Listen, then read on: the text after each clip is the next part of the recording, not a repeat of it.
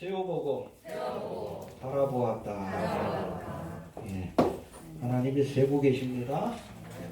바라보고 계십니다. 세워보고 바라보고 부족하다 여기실 때 패하십니다.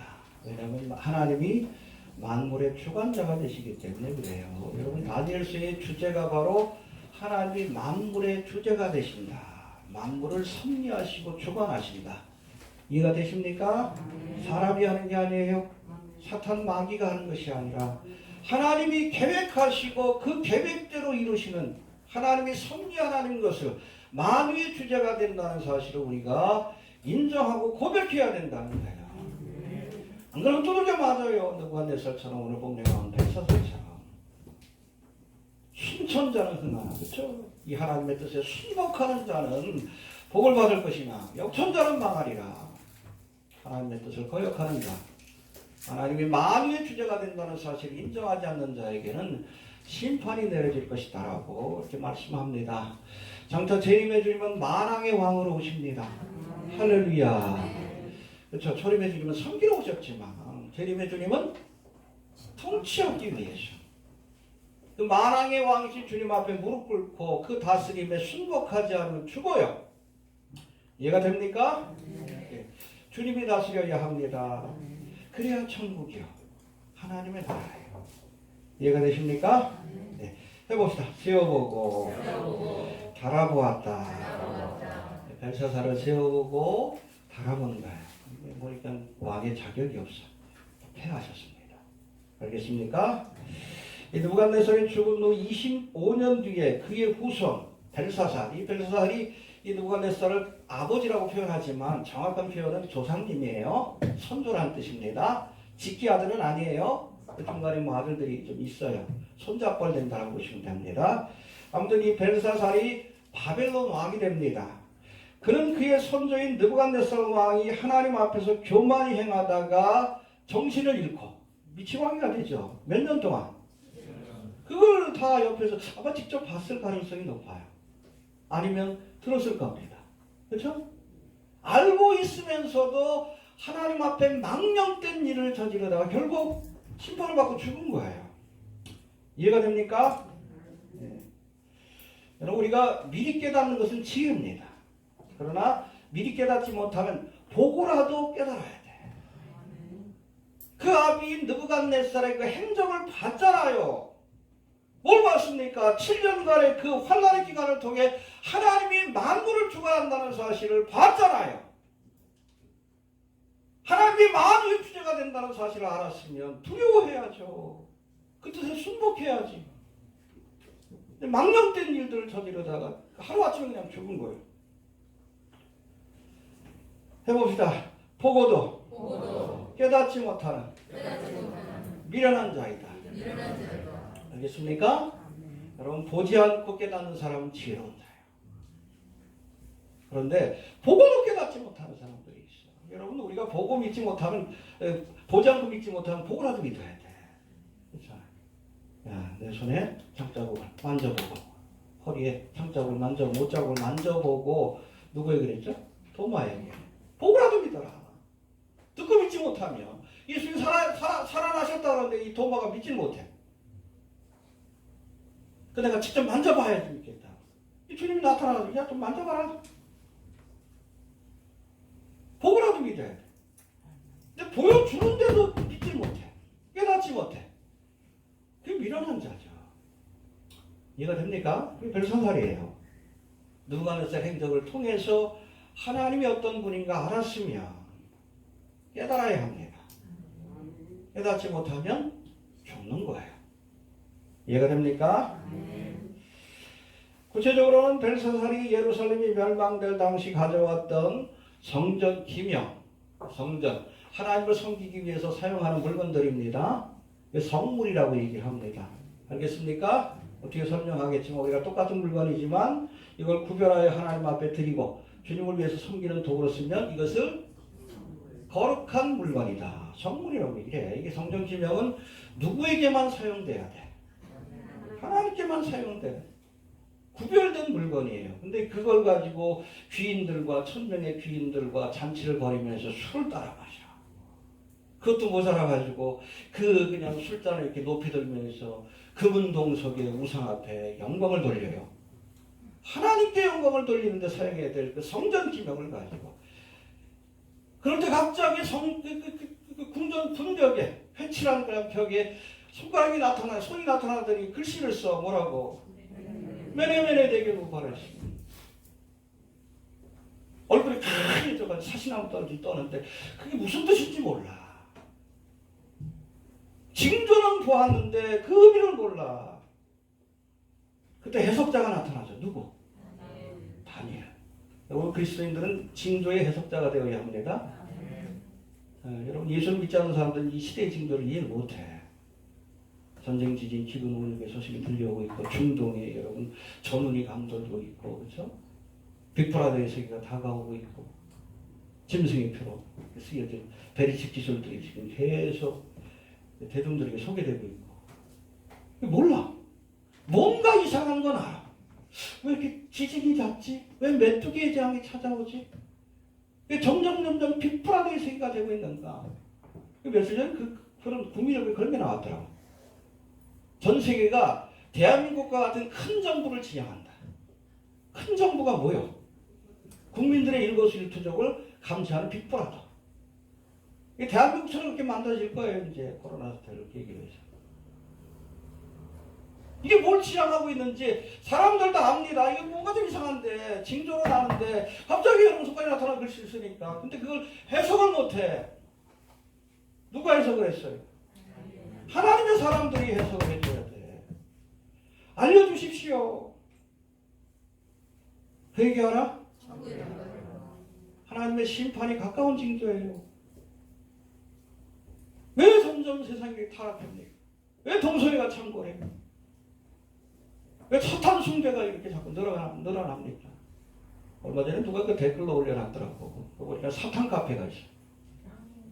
사탄을 숭배하는 카페. 너무 노골적이에요. 오컬티즘이 자꾸 유행하고 있잖아. 엊그제까지 글 썼죠? 신발도 바품의 신발. 족발 신발이라고. 머리는 뿔 달고 밑에는 그래서 신발 신으면 바품의 시지. 그렇잖아.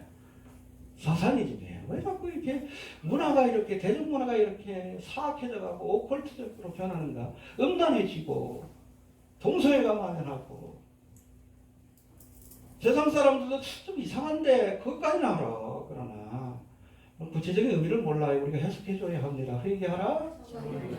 우리가 다니엘이 돼야 돼. 알려주셔요. 네? 국방 웃겨도 나중에라도 좀 듣습니다.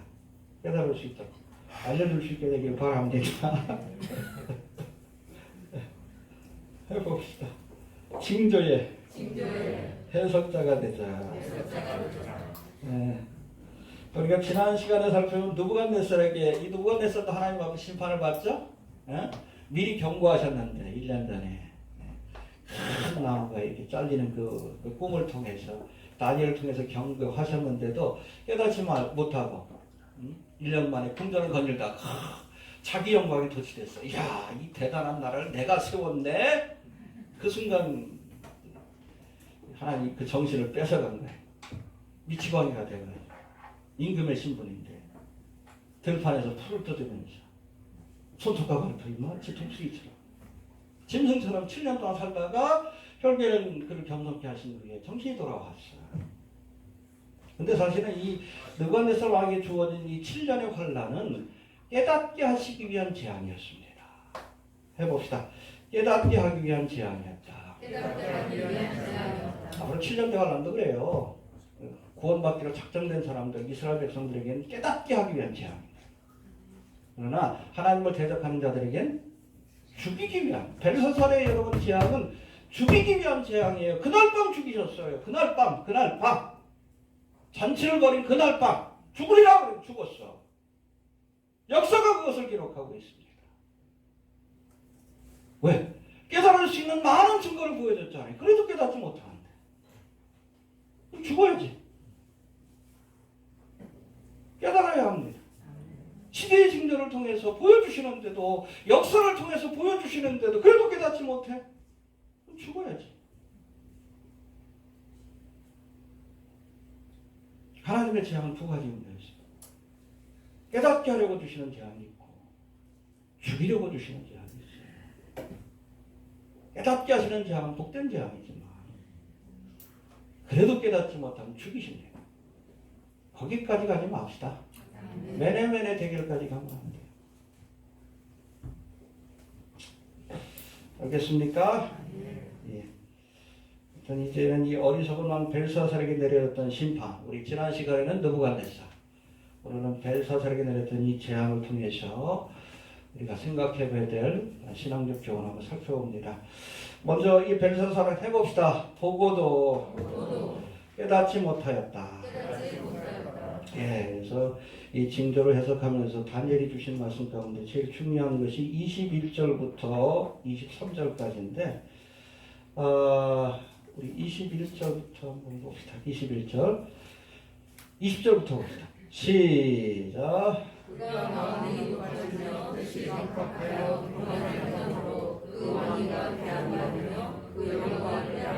예, 그렇죠. 느부갓네살 왕이 선조인 부왕인 느부갓네살이 하나님 앞에 교만한 마음을 품었다가, 그래서 어찌 보면 좀 그럴 수도 있는 것 같은데 하나님 그렇게 여기지 않으셨어요. 그랬다가 정신이 잃고 몇 년 동안 짐승처럼 살았어요. 미치광이지 미치광. 21절 봅시다. 시작. 인생에서 쫓겨나서 마음의 짐승의 마음과 같았고 또 두려움에 함께 구하며 소처럼 불러보며 몸이 하늘에 젖었으며. 예, 요거는 저에게 내려진 재앙이고 왜 이런 재앙을 주셨는가? 그 뒤가 우리 4장에서도 반복되는 말씀이에요. 왜? 뭘 깨닫게 하시려고? 지극히 시작. 지극히 높으신 하나님이 인간 나라를 다스리시며 자기의 뜻대로 누구든지 그 위에 세우시는 줄을 알까지. 하나님이 주제라는 사실을 깨닫게 하시려고, 네가 아니다, 내가 너를 세웠고 내가 너를 피할 권세가 있다, 그 깨닫게 하시려고 7년의 재앙을 주신 거예요. 그 모습을 봤으면 깨달아야지. 내가 만물의 주제 되신 하나님 앞에 함부로 해서는 안 되겠구나. 망령된 일을 저지르다가, 그죠? 결국에는 심판을 받고 죽은 거예요. 해봅시다. 깨달아야 한다. 깨달아야 한다. 역사가 토인비가 그랬죠. 역사에서 교훈을 받지 못하면 똑같은 역사를 반복하는 거예요. 내가 꼭 경험해봐야 합니까? 타산지석으로 삼아야지. 그렇죠? 조상인 아버지인 느부갓네살에게 일어난 일을 통해서, 야, 내가 하나님을 함부로 대하면 안 되겠구나. 깨달아야지. 깨닫지 못하니까 죽은 거야. 해봅시다. 역사를 통해서 교훈받아야 한다. 성경에 역사서들이 많이 나와요. 이스라엘의 역사뿐 아니라 한 개인의 일대기 같은 것들이 많이 나오는데, 흥미로운 것은 우리가 보통 뭐 이순신전기, 세종대왕전기 그러면 좋은 것들만 써놓잖아. 그렇죠? 부끄러운 일들은 다 감추고. 근데 성경은 안 그래요. 위대한 인물, 믿음의 사람이라 할지라도 그들의 위대한 업적과 함께 부끄러운 기록까지 다 남겨요. 이 다윗도 여러분 성경에서 가장 많이 나오는 이름이 다윗인데, 이스라엘의 성군이고 메시아를 예표하는 사람 아니에요. 이 다윗에게도 부끄러운 일이 있어. 우리아의 날 박세바를 본 가늠죄죠. 그 남편을 죽인 살인죄지. 그거 다 기록했어. 수제자인 베드로, 얼마나 위대한 사도입니까? 그런데도 이 베드로의 부끄러운 것, 그렇잖아. 예수님을 3번이나 부인했다. 다 기록했어. 왜 그런 부끄러운 것까지 하나님께서 기록하게 하셨는가? 타산지석으로 삼으라는 거예요. 아무리 위대한 믿음의 사람이라 할지라도 잠시 잠깐 그 잘못된 생각, 육신의 생각이 사로잡히면 그렇게 넘어질 수 있다. 너도 넘어질 수 있다. 다윗도 넘어졌는데. 교훈 받으라는 거예요. 그래서 그런 기록까지 다 남긴 겁니다. 해봅시다. 교훈을 받아야 한다. 느부갓네살의 행적을 통해서 그 부친인 느부갓네살이 어떻게 무슨 일을 하다가 심판받았는지, 그것을 우리가 역사를 통해서 교훈을 받고, 그렇게 하면 안 되지. 교훈받지 못하고 똑같은 죄를 반복하다가 죽은 거예요. 깨달읍시다. 우리 옛말에도 그런 게 있죠. 온고이 지신 옛일을 통해 오늘을 사는 지혜를. 그래서 역사 교육을 해야 사람이 지혜로워져요. 뭐 옛말에도 그렇잖아요. 뭐 세상 얘기지만 삼국지 한 30번 읽은 사람하고는 대화하지 말라고. 역사를 통해서 거기 많은 인물들이 나오잖아. 사람에 대해서 하는 거예요. 성경도 여러분 역사서가 대부분입니다. 그걸 통해서 나를 비춰볼 수 있어야 돼. 나도 다윗이 될 수 있고, 나도 베드로처럼 예수님을 부인할 수 있고, 스스로를 돌아보는 기회를 삼아야 돼. 깨닫지 못한 거예요. 이번 저 프로테스탄트 코리아, 응? 유튜버. 이 친구가 아마 우리 교회 유튜브가 아마 작년 10월인가부터 시작한 것 같아요. 12월부터 유튜브를 시작을 했는데 자꾸 저희 블로그에 있는 내용들을 저한테 뭐 한 번 연락도 없이 자꾸 이렇게 어찌 보면 차용하고 도용하는 그런 내용들이 많이 있었어요. 그냥 그러려니 했어요. 어차피 뭐 알리는 것이 목적이니까. 근데 거기에서 멈추는 것이 아니라 자꾸 얘가 날짜를 이야기하기 시작해. 근데 이게 잘못하면 시한부정말론이 되거든요. 최근에는 뭐 5월 21일부터 22일 이게 2월 유대력으로 2월 28일이라고 해서 뭐 해마다 그 날짜가 바뀌긴 하는데 올해는 5월 21일부터 22일이에요. 이 날이 뭔가 하면 1967년 예루살렘을 탈환한 날입니다. 김명환 교수는 그렇게 얘기를 해요. 최근에 많은 과학자들이 예수님의 탄생 연도를 어떤 뭐 지진이라든지 아니면 일식이라든지 이런 것들을 통해서 계산을 해보니까 바로 이 2월 28일에 예수님이 탄생했다. 그 계산이 나왔대요. 좀 특별한 날이죠. 그러면서 김명환 교수는 그렇게 얘기를 합니다. 유대인들은 이 2월 28일 어찌 보면 과학적으로 계산해보면 예수님 탄생일인데 이날에 하나님을 찬양한다. 예수님의 탄신일인지도 모르고 이런 놀라운 일들이 일어나고 있다. 아무튼 그 강연을 보고선 감동을 받았는지 자꾸 올해가 5월 21일 또 22일이 2월 28일이거든요. 그 다음 뭐 특별한 일이 있을 것처럼 특별한 일이 일어나고 2021년 내년이죠. 내년부터 7년대 관람이 있을 것처럼. 그게 뭐요? 명시하지 않았지만 듣는 사람들이 들으면 아 그날 수고가 일어날 수도 있겠구나. 오해할 수 있잖아. 이게 시한부정말론 아니고.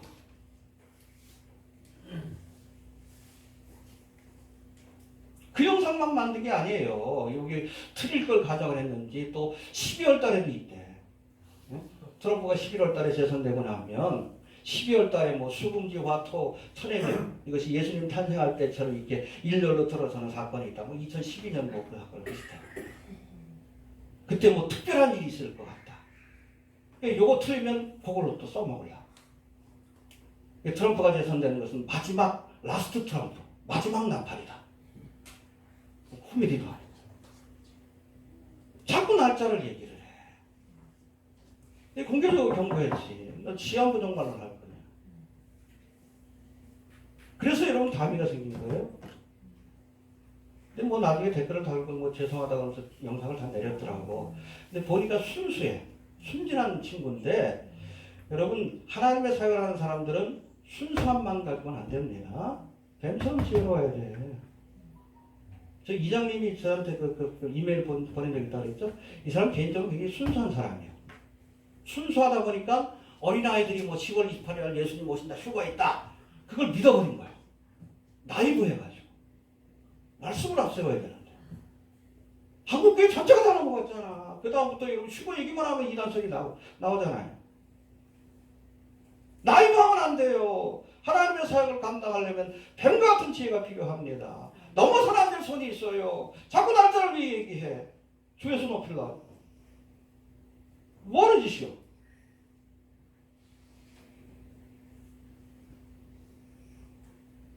공개적으로 글을 썼더니 뭐 내리긴 했더라.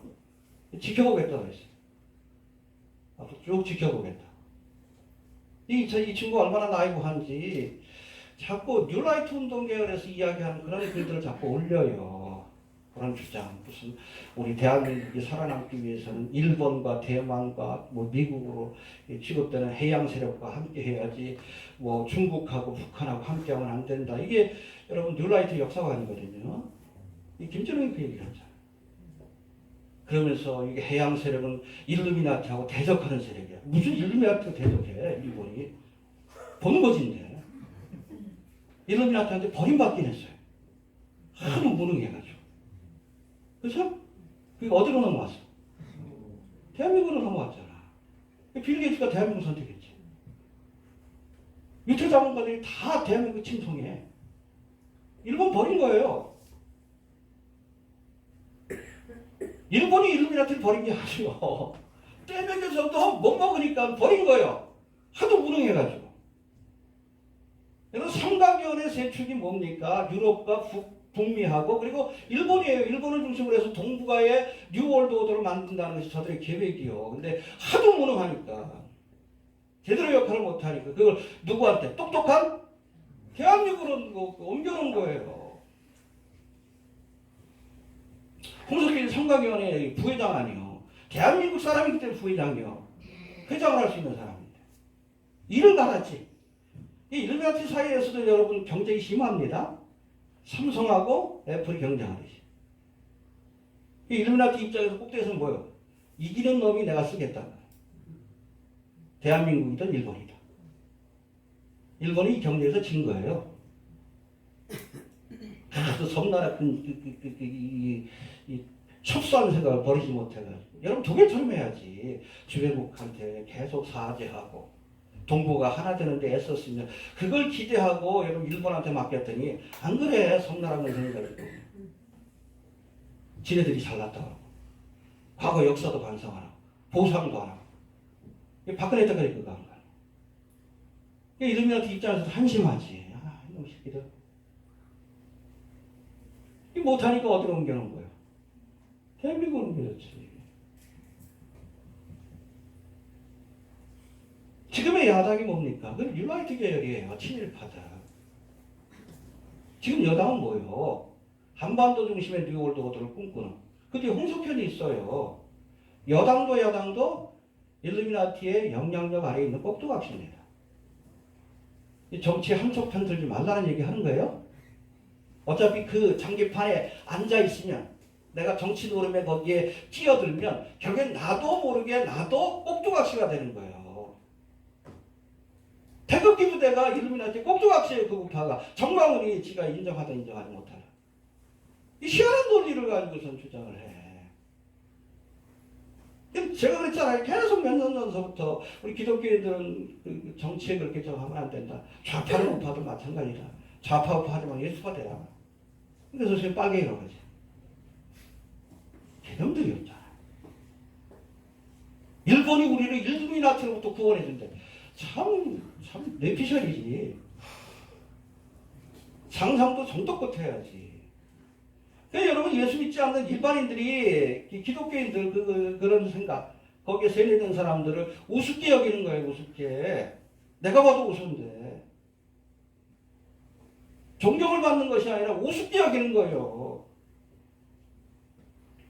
정광훈 일문한테 꼭두각시예요. 정동수도 그렇고 주기신학 앞에 마찬가지예요. 좌파 우파 여러분 이 진영을 짜는 게 누구요? 일루미나티 아니요. 서로 싸우게 해가지고 정반합 아니요. 뉴월드 오더를 만든. 지금 그러고 있잖아. 제가 그랬죠? 앞으로 차명법이 통과되면 누가 1등 공신이요? 정광훈이에요. 정광훈이. 기독교를 개독교로 만들어버렸잖아.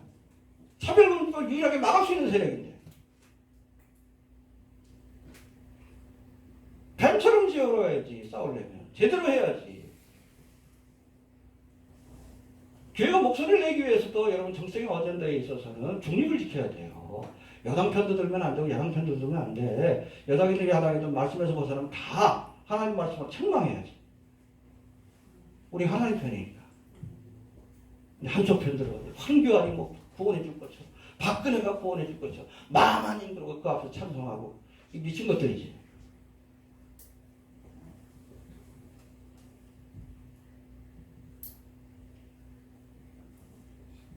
이 친구가 정보는 많이 알고 있어. 인포메이션은 많이 알고 지식은 있는데 그걸 그렇잖아. 구슬이 서말이라도 꿰야지. 지혜가 없어.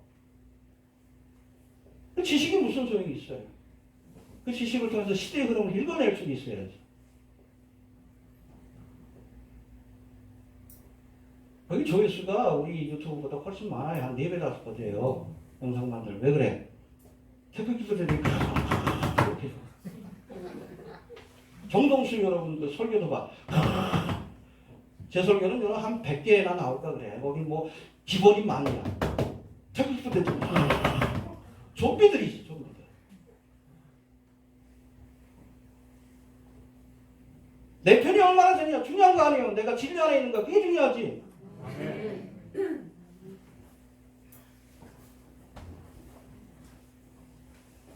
아직도 깨달지 못. 제가 예측한 대로 다 했죠. 북한이 탄핵될 것이다. 됐잖아.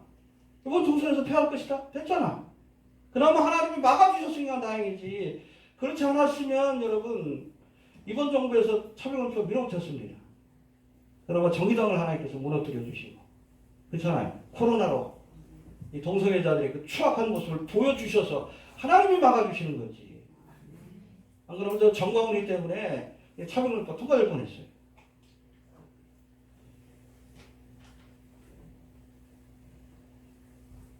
여러분 과거를 통해서 교훈 받아야 돼. 이게 이 친구는 나이고 알지 모르지만 이게 여러분 그 세력이 커지면 제2의 다비 사건이 되는 거예요. 그걸로 인해서 얼마나 많은 사람들이 실족했어요. 그 주도했던 여러분 누구요? 응? 이장님은 깜빵 가고 나도 조심하지 않으면 나도 이장님의 길을 가겠구나. 그거 알아야지. 우리가 물론 사석에서 우리가 이것저것 가지고서 이렇게 뭐 될 수도 있겠다고 얘기할 수 있어요. 그래서 그러나 그걸 공개적인 영상을 만들어 얘기하는 건 또 다른 거예요. 이건 위험해. 자꾸 이 친구가 보면 선정적인 그런 영상들을 만들어 조회수를 높이려고. 여러분 복음을 전하고 마지막 때를 알리는 것이 우선이 돼야지. 이게 돈 버는 목적이 되면 죽이기 전도 되고 사건이 되는 거예요. 저도 블로그나 유튜브를 운영할 때 원칙을 지키려고 하는 거예요. 후원금을 받긴 받아도 제가 홍보 안 합니다. 너무 많이 들어가도 시험에 들어가요. 개별적으로 어느 정도 되면 제가 자비라고 얘기하려고 해요. 이 본질이 바뀌어버리면 안 돼. 돈 버는 게 목적이면 싹뿐이지. 이해가 되셔요? 이 김관웅이 그래가지고 생각해서 간 거예요. 네? 사기꾼까지 되는 거예요. 사기꾼인데 도피처 장사하고 비트코인 장사하고 유튜브 장사하고 똑같이. 그걸 통해서 우리가 깨달아야죠. 온고의 지신. 정전을 장사꾼의 속으로 만드는 거. 지금도 마찬가지 아니에요. 마지막 때를 알린다 그러면서 다 이상한 쪽으로 갔잖아. 정치적으로 빠지고 뭐 도피처 장사를 하고 비트코인 장사하고 유튜브 장사까지 하려고 그러고. 여러분 하나님은 깨끗한 그릇을 씁니다. 그 동기가 순수하지 않으면 타락하기 때문에 그래. 그 결과 부정적인 결과가 나오기 때문에 하나님이 좀 무능해도 깨끗한 그릇을 사용하시는 거예요. 안 그러면 이런 일들이 벌어지기 때문에. 역사를 통해서 교훈받아야 합니다. 두 번째, 성전 기명으로 술을 마시면서 하나님을 진노했는데 우리 23절 한번 봅시다. 시작.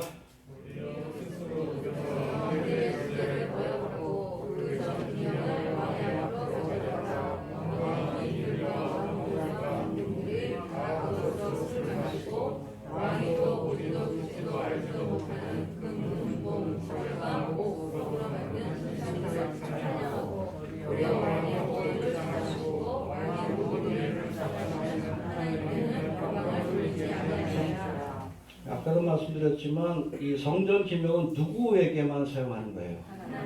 그렇죠. 똑같은 물건이지만 이거를 하나님을 위해서 하나님을 섬기기 위해서 구별해 놓으면 똑같은 컵이에요. 구별해 놨습니다. 이거는 그때부터 성물이 되는 거예요. 히브리어는 카도시. 카도시가 똑같은 거예요. 똑같은 그릇이고 똑같은 사람이에요. 그런데 하나님께서 하나님이 쓰시려고 택하여 구별시켜 놨어요. 이거를 카도시. 구별되다는 뜻인데 이거를 우리 그 개역 성경에서는 거룩하다라고 이렇게 표현합니다. 카도시 구별되다. 알겠습니까? 그래서 똑같은 물건이지만 하나님을 위해서 구별, 카도시아 하면 이게 성물이 되는 거예요. 똑같은 사람이지만 하나님께서 택하여 그렇잖아요. 응? 레위지파를 택하여. 그들이 뭐 잘나서가 아니에요. 하나님 선택한 거예요. 하나님의 사역을 위해서 사용하는. 그러니까 성직자가 되는 거예요. 그 다음부터. 이해됩니까? 똑같은 날이요. 근데 하나님을 섬기라고 한 날을 구별해 놓으셔서 그거를 우리 주사님 중에서 성일이요. 그게 성일이 되는 거예요. 성일이 귀한 날이에요. 이해가 됩니까? 그리고 똑같은 공간이지만 하나님의 영광을 위해서 구별해 놓은 공간이 있어요. 그걸 뭐라고 합니까? 거룩한 장소, 성소. 대표적인 것이 바로 성전입니다. 이걸 함부로 하거나 남용하면 하나님이 진노하십니다. 이건 하나님의 것이기 때문에 건드리면 안 돼. 이스라엘은 하나님의 눈동자 성민이요. 건드리면 안 돼요. 창세기 10장에 나오죠? 축복하는 자에게, 저주하는 자에게. 왜? 하나님이 구별시켜 놓은 하나님의 백성이기 때문에. 천년왕국 기간 동안에 이스라엘 백성들이 제사장 나라가 되는 거예요. 우리가 이스라엘을 복되게 해야 돼. 그래야 우리도 복을 받아요. 이방인입니다. 이해가 됩니까? 여러분, 하나님은 하나님의 것을 건드릴 때 가장 진노하십니다. 하나님께 속한 것들. 그래서 뭐 빌리그레암 목사님과 보면 그 목회자한테 주시는 그 세 가지 권면이 있어요. 3G를 탐하지 말아라. 네, 첫 번째 뭘까요? 골드. 하나님의 정도는 돈을 하나님의 헌금을 이용하면 안 됩니다. 그 다음에 걸. 교회 성도, 여성도들을 건드리면 안 돼요. 그런 목사들 많죠? 그 다음에 마지막이 제일 중요합니다. 뭘까요? 아시네. 글로리. 하나님의 영광을 빼앗으려고 하면 안 돼요. 그랬다 죽은 사람 있죠? 헤로다. 그죠? 신의 목소리가 왔다. 그 영광을 하나님께 돌리지 않으니까 죽이 맞아 죽었어. 그 자리에서 죽여버리셨어. 이 목사라는 자리가 잘못하면 하나님의 영광을 빼앗을 수가 있어요. 예수님을 가리켜야 되는 자꾸 자기를 보게끔 만들어요. 목사를 우상화시키는 거예요. 하나님의 영광을 빼앗는 거예요. 죽이십니다. 죽이셔요. 심해지면 교주가 되는 거예요. 이만희처럼. 죽입니다. 벨사살도 하나님의 것을 건드리니까 성물을 건드렸어요. 그렇죠? 죽여버리시는 거예요. 하나님께 대한 모독으로 여기시는 겁니다. 하나님께 속한 것들 함부로 되면 안 돼. 주께서 세우신 일꾼들도 그렇잖아요. 모세와 아론을 대적했다 보라당이 땅이 갈라져가 산채로 그냥 묻혔어요. 미리암도 여러분 모세를 책망했다가 책망받을 짓을 하긴 했지만 근데 하나님이 기분 나빠하신 거예요. 문득 빼드렸어요. 하나님께 속한 것이기 때문에 그렇습니다. 알겠습니까? 그런가 하면 하나님 앞에 드려지는 예배 성례전이죠. 이것도 함부로 드리면 안 돼. 나답과 아비후가 하나님이 정하지 않은 다른 불을 가지고 원래는 번제단에서 불을 갖다가 분향의 제사를 드려야 되는데 다른 불. 또 뒤에 있는 말씀 보면 술 취해가지고 그런 것 같아요. 제사 잘못되었다가 불이 나와서 죽어버렸어요. 하나님의 성례, 거룩해야 될 예배를, 제사를 망령되게 행했기 때문에 그래요. 터치하면 안 됩니다.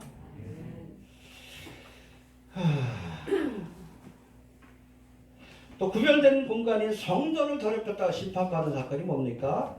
에스겔 10장에 보면 하나님께서 환상을 보여주시는데 보니까는 성전에서 사람들이 하나님 섬기는 것이 아니라 뭘 섬겨? 단무스 앞에서 막 그리고 성전을 등에다 쥐고 대고 동쪽에서 떠오르는 태양을 바라보면서 태양을 섬겨요. 일루미나티들이지. 태양신을 섬겨요. 단무스를 섬겨요. 그러고 나서 하나님께서 이가봇의 환상을 보여주십니다. 거기서 하나님의 영광이 떠나요. 그렇잖아. 우상 섬기는데 어떻게 그곳에 있어. 그러고 나서 성전이 무너졌어요. 예수님 당시에도 바리새인 서기관들이 성전에다 누구를 끌어들였어요?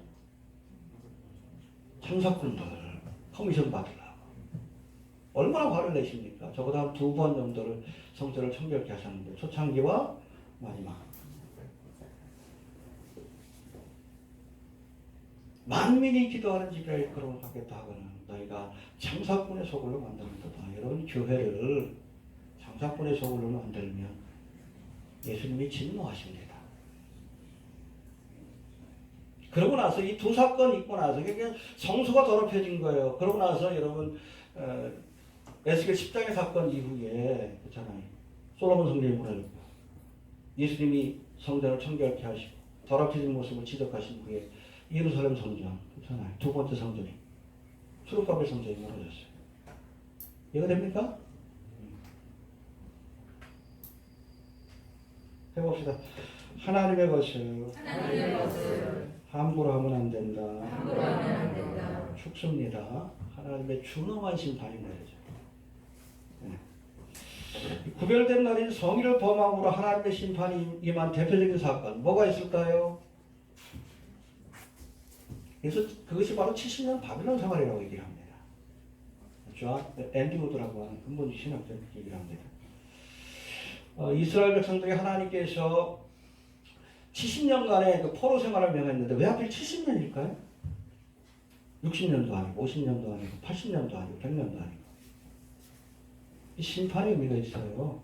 이스라엘이 서기를 안 지켰어. 70년에. 그거를 하나님께서 받아내신 겁니다. 여러분 여호수아가 이스라엘을 정복하고 나서 가나안 땅을 정복하고 나서 곧바로 여러분 국가의 규모를 갖춘 게 아니에요. 사사시대가 이어집니다. 한 300년 동안 이때는 뭐 쫓아내지 못한 가나안 족속으로 인해서 어려움을 겪었어. 나라의 형태를 갖추지 못했어요. 그냥 부족국가 형태로 이렇게 있었지. 그러다 사무엘 시대에 와서 비로소 국가의 형태를 갖추게 됩니다. 사무엘이 마지막 사사고 첫 번째 선지자예요. 사무엘이 누구를 세웁니까? 사울과 다윗을 세워서 왕정 시대가 사무엘 탄생부터 시작되는데 이때가 언젠가 하면은 사무엘의 탄생한 시기가 BC 1070년이에요. 그렇게 여러분 왕정 시대가 시작이 됐는데 이것이 정확히 490년 만에 망합니다. 흥미롭죠? 시드게 왕 때 남유다가 그때가 BC 587년인데 이거를 그레고리력으로 계산해보면 483년이에요. 근데 여러분 이스라엘의 달력은 365일이 아니라 360일이지. 360일. 이걸로 계산하면 정확하게 제가 계산해봤어요. 489.7일이야. 490일이에요. 이게 왜 중요한가? 이 왕정시대의 기간 동안 이스라엘이 한 번도 안식년을 안 지켰어요. 한 번도. 물론 사사시대 때는 뭐 지키고 싶어도 제대로 뭐 이렇게 뭐 그걸 할 수 있는 지도자가 없으니까 그러려니 해도 왕정시대 국가의 규모를 갖췄는데 한 번도 안식년을 안 지켰어요. 성일을 안 지킨 거예요. 490년에 여러분 7년마다 한 번씩 안식년이 오는데 그거 계산하면 몇 년이요? 70년이죠. 이 70년 동안 아예 가나안 땅에서 저들을 쫓아내시고 바벨론 포로죠. 억지로 70년 동안 안식하게 한 거예요. 가나안 땅. 이해가 되십니까?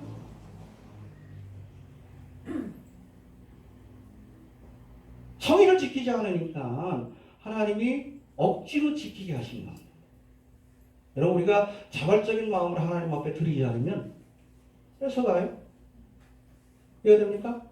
하나님 앞에 드려야 될 물질인데 우리가 안 드리고 머뭇거리죠? 그럼 뺏어가십니다. 이해가 됩니까? 지키지 않으니까 하나님께서 억지로 지키게 한 거예요. 70년 동안. 이 490이라는 시간을 우리가 주목해야 되는데 이 490이라는 시간이 또 언제 나와요? 490년. 다니엘 9장 24장 70일에 70 곱하기 7은 490. 이스라엘이 왕정시대가 멸망한 기간이 490년. 그 왕정시대가 회복되는 시간이 메시아 왕국이 다윗의 후손이 490년입니다. 이해가 되시죠? 지금 마지막 한 일이 남았죠? 7년? 7년 돼 많아요. 이스라엘 왕정시대 실패 역사입니다. 그렇죠? 그 왕정시대 이스라엘 왕권을 회복하는 결국에는 여러분 이스라엘 왕권은 누구로부터? 다윗의 후손 예수님으로부터. 예수님이 지상재림하여 천년왕국을 펼치는 그날까지가 490년이에요. 이해가 되십니까? 네. 하나님은 수학을 좋아하십니다. 정확하셔요. 너무 정확하게 받아내십니다. 이해가 되시죠? 490년 동안 하나님을 배역하고 주님의 뜻에 순종하지 않으니까 결국엔 그 왕국을 멸하시고 70년의 안식년을 받아내시고 그러고 나서 여러분 다시 와서 왕국을 건설하는 그 기간으로 70일에 490년의 시간을 하나님께서 명정하신 겁니다. 알겠습니까?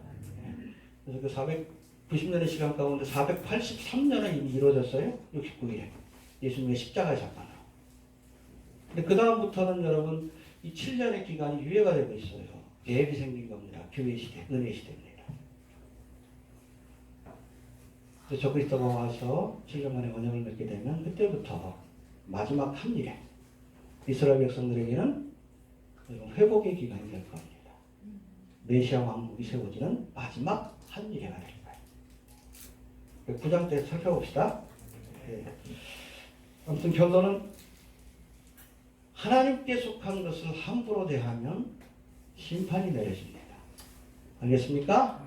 네. 우리 예배도 하나님께만 영광을 돌려야 돼요. 뭐 어떤 목표에서 무슨 이승만 추모 예배. 왜 이승만이 거기 나와? 박정희 추모 예배. 목회자가 뭐 박사학위 받았다고 박사학위 기념 예배. 그게 어딨어?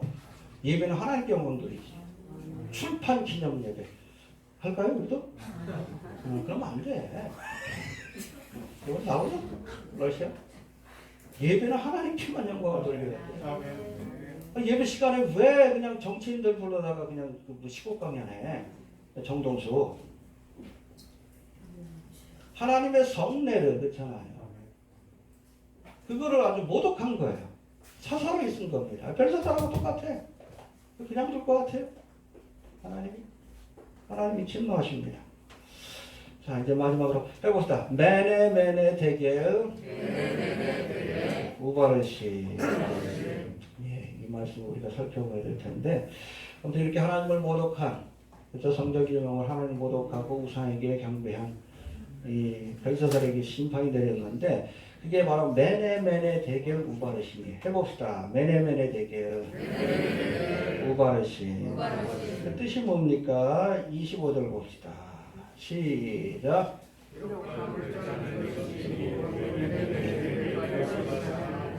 예, 그 뜻 우리 26절 시작.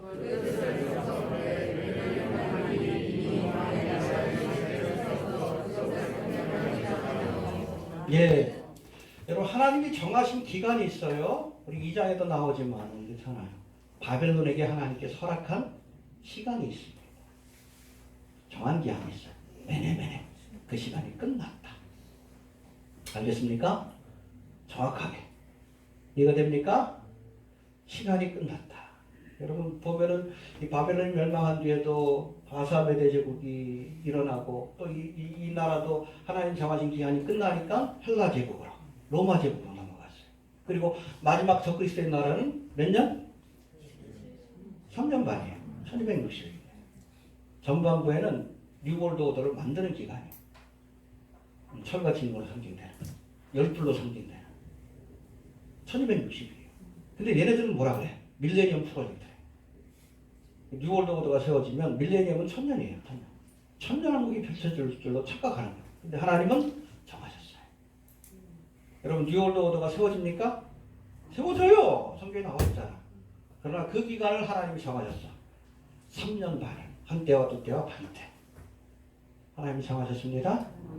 우리에게도 주신 시간이 있어요. 정해진 시간이 있어요. 인생이 70이면 인생이 강건하면 70이요. 강건하면 인생이 70이요. 강건하면 80. 아이고 헷갈려. 빨리 오셔야지. 정한 기한이 있어요. 나라에도 하나님 정하신 기한이 있습니다. 영원히 지속된 나라는 없어요. 세상 나라는 어차피 주님 오시면 끝이요. 뉴월드 오더도 세계정부도 3년 반이요. 그거 권세 누리겠다고 거기 빌 붙어가지고 일루미나티도 불쌍하지, 그치? 그리고 지옥 갈 텐데. 그 이후에 펼쳐지는 하나님의 나라가 영원한 나라예요. 천년왕국 뒤에. 천년왕국부터 시작을 해서 진짜 새 예루살렘까지. 해봅시다. 하나님이 정하신 기한이 있다. 이 바벨론의 나라가 이제 끝났다. 그래서 우리가 지혜로운 자라면 날개수하는 지혜를 우리가 가져야 합니다. 내게 주어진 시간이 얼마나 남았는가. 알겠습니까?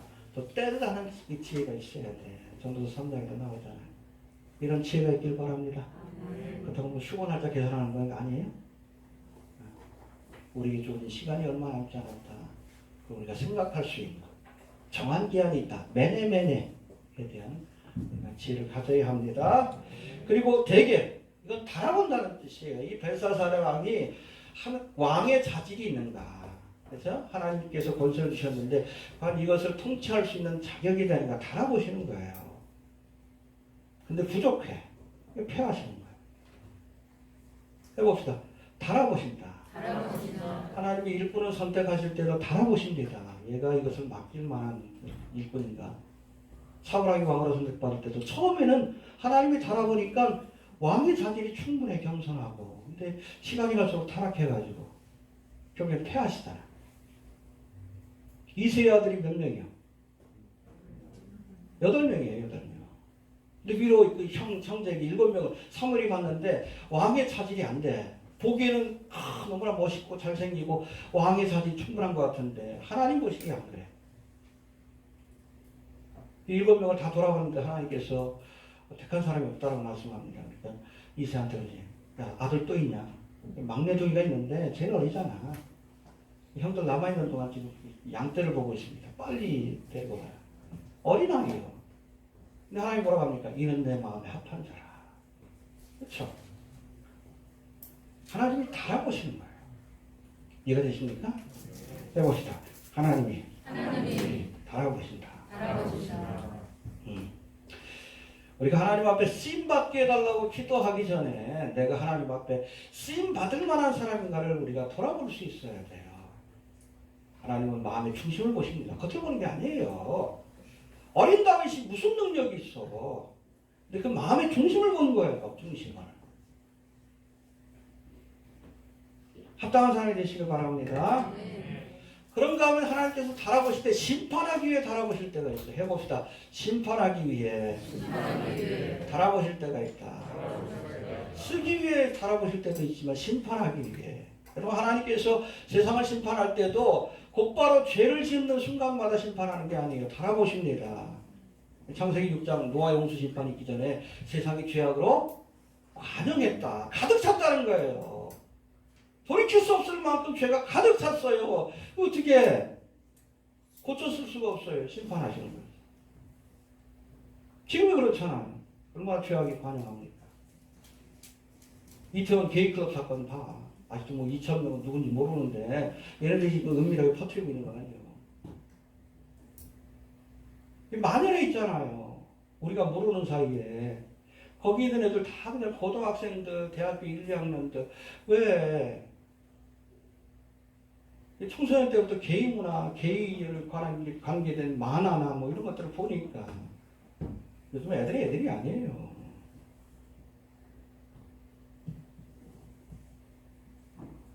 죄악이 관영했잖아. 돌이킬 방법이 없어요. 매네매네 대결. 그렇죠? 주님 오셔서 가깝습니다. 그걸 알아야 돼요. 예. 그 다음에 우바르신의 단수 수동태가 베레스인데 해봅시다. 베레스. 나누신다는 거예요. 그러니까 바벨론을 나눠서 메대와 바사. 메대 바사 제국 그러는데 사실은 바사 제국이 컸습니다. 그래서 페르시아 제국이라고 합니다. 나눠주겠다. 그러니까 벨사살 왕이 자격이 없으니까 그 왕권을 빼앗아서 누구에게? 메대 바사의 왕인 다리오 왕에게 주겠다. 하나님의 세운 자가 자격이 없으면 하나님께서 그것을 빼앗아서 다른 사람에게 주십니다. 촛대를 옮기셔요. 박근혜가 그런 케이스예요. 박근혜를 누가 세웠어요? 누가 빼앗았어요? 인정해야지. 박사모들 인정 못해. 살아보니까 자격이 안 돼. 맨 하는 짓들 뻗질만 하고. 그렇죠? 대통령 책임도 제대로 안 하고 거기다 뭐 할랄도 안 그냥 놔뒀으면 여러분 이슬람 천국이 됐어요. 대한민국. 하나님이 피하시는 거예요. 그 권세를 딴 사람한테 옮겨놓으신 거예요.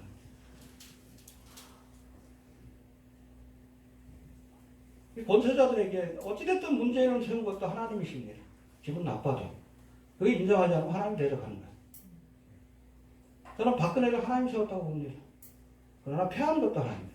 문재인도 하나님 세우셨고 그도 하나님을 대적하는 일을 행한다면 패할 거라고 봅니다. 그러나 세워진 동안 우리가 순복해야 돼. 위에 있는 것이 순복해라. 로마서 10장에 나와 있잖아요.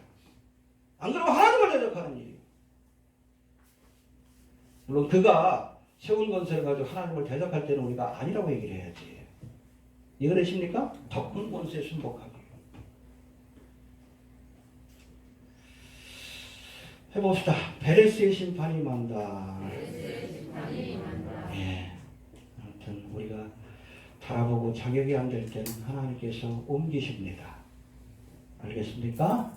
네, 그렇게 되지 않도록 자신을 돌아봐야 합니다. 그리고 이 멸망의 날이 호련히 찾아왔는데 그 뒤로부터 이어지는 말씀이 어찌 보면 충격적인데 28절부터 봅시다. 시작.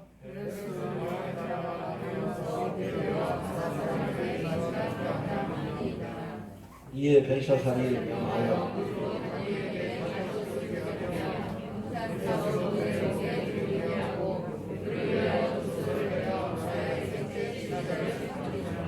예, 30절 메대 사람 예, 우리가 이때 연애가 벌어진 상황을 이해해야 합니다. 역사가 이렇게 얘기를 합니다. 이미 여러분 바벨론 성을 메데바사군이 이렇게 질을 치고 둘러싸고 있었어요. 전쟁 중입니다. 그럼에도 벨사살이 워낙 여러분 이 바벨론 궁이 초롱성이에요. 우리 그 뭐 성 앞에서 적들이 못 오게끔 해자를 파죠. 연못. 이게 10개가 있었대요. 그러니까 아무리 메데바사군이 와도 이 성을 함락할 수 없다라는 생각이 있으니까 잔치를 벌인 거예요. 적들 앞에서. 적전에서. 근데 여러분 다리오 왕이 어떻게 이 바벨론을 멸망시켰냐 하면 몰래 땅굴을 팠어요. 해자 밑으로. 몰래 땅굴을 파가지고 다른 메네메네에게 우발하신 심판이 내려진 날 기습을 한 겁니다. 역사가 되그래요. 한 번의 전투도 치르지 않았죠. 벨사살만 딱 죽이고 나라를 빼앗은 거예요. 벨사살 왕. 신하들도 다 들어가있어. 다니엘도 투명되고. 멸망의 날이 호련히 찾아온 거야. 평안하다? 그렇죠. 평안하다, 안전하다 하니까 술 마시고 있었지. 적들 앞에서. 이 바벨성은, 이 바벨론 성은 결코 무너지지 않아. 자신감이 있었던 거예요. 근데 그날 밤 죽은 거야. 신하들 안 죽었어. 얘만 죽었어. 역사가 기록합니다. 다리오 왕이 얘만 탁 죽이고 성 안에 있는 사람들 누구도 약탈하지 않고 그냥 다 보존해줬어요. 이 다리오 왕이 고레스라는 얘기도 있습니다. 다른 이름이다. 왜냐하면 솔로몬에게도 여디디아라는 또 다른 이름이 있었죠. 여러 가지 설이 있는데 이 고레스가 다리오 왕이라는 얘기가 있습니다. 또 다른 이름이다라는 얘기가 있습니다. 어찌됐다. 이스라엘을 해방시켰잖아. 멸망의 날이 그렇죠. 오죽했으면 그 앞에서 잔치를 벌였겠어. 전혀 망한다는 생각을 안 했어. 근데 어느 날 갑자기 징조가 나타나더니 그날 밤에 24시간 지나갔더니 바로 그날 밤에 연애를 벌인 그날 밤에 다리오 왕이 예루살렘 바벨론 성을 함락하고 이 벨사살만 죽였어요. 희한하죠? 무혈입성을 했습니다. 한 번의 전투도 치르죠. 악인에게 이렇게 멸망의 날이 호련히 찾아온다. 깨어 있는 사람들에게는 그렇지만 해봅시다. 멸망의 날이 호련히 찾아올 것이다. 깨어있읍시다. 날짜에 집착하지 마시고 오늘이 그 날이 될 수 있다. 알겠습니까? 날짜를 알려주지 않는 이유도 있어요. 저는 그래요. 작년에는 작년에 오실 줄 알았고 올해는 올해 오실 줄로 그렇게 생각하고 있어요. 오늘이 그 날이 될 수도 있습니다. 그렇게 살아가라고 하나님께서 날짜를 알려주시지 않는 거예요. 그래서 여러분 알려주시지 않는 그 날짜를 알려고 하는 게 그게 선악과예요. 지식의 열매예요. 하나님이 금하신 지식이죠. 그걸 먹으려고 해요. 먹으면 어떻게 돼? 죽어! 참이성교회가 그거. 그 다음에 그 술을 먹는다고 그랬는데 10월 28일 온다고. 그게 여러분 금하신 지식의 열매인데 그걸 먹으려고 해. 죽었잖아. 이 포테토 코리아. 이 보면은 순수한 청년인 것 같은데 보면 좀 그래. 죽어요. 본인도 죽고 많은 사람 죽게 해. 한국교회 전체를 죽일 수도 있어. 엄하게 한 이유가 제가 거기 있어요. 공개적으로 제가 비판한 이유가. 예전에 그 화천 때도 그렇고 이장님한테도 그랬지. 개인적인 문제가 아니에요. 교회를 죽일 수 있고 본인도 죽어요. 혼자 죽는 게 아니라 많은 사람들 실족해 하고 지옥으로 끌고 와. 깨어납시다. 해봅시다. 호련히 찾아온다. 정리합니다. 느부갓네살에게 회개하게 하기 위해서 재앙을 주셨습니다. 그러나 느부갓네살의 행적을 보면서 또 깨닫지 못하는 이 벨사살에게 이미 충분히 알려졌잖아. 깨닫지 못해. 더 망령된 짓을 해요. 죽여야지. 재앙이 여기서 두 가지가 있어요. 깨닫게 하는 재앙 그나마 나아요. 재앙 받기 전에 깨닫는 것이 더 지혜롭지만 하나님께서 그래도 깨닫지 못하면 죽이십니다. 알겠습니까? 예. 메네메네 되길 구하신 하나님께서 메네메네 정하신 기한을 세우고 계십니다. 제가 보기엔 얼마 안 남은 것 같아요. 메네메네. 그걸 달아보셔요. 구원받을 만한 자인가, 쓰임받을 만한 자인가 달아보십니다. 그리고 자격이 안 될 때는 하나님께서 우바하신 베레스 옮겨놓으십니다. 알겠습니까? 끝까지 하나님 앞에 믿음 안에 바로 서서 겸손히 딴 거 아니에요. 여기 다니엘서의 주제는 주제를 하나님이 만물의 주관자가 되신다. 그걸 인정해야 합니다. 알겠습니까? 그걸 보여주시는 거예요. 뭘 통해서? 예언이 성취되는 과정을 통해서. 겸손히 만물의 주제가 되신 하나님 앞에 영광을 돌리고 주님의 뜻에 순복하는 겸손한 사람이 되시기 바랍니다. 주신 말씀 붙들고 기도합니다. 하나님 은혜를 감사합니다. 이 아침에도 우리로 하여금 주의 존재에 나와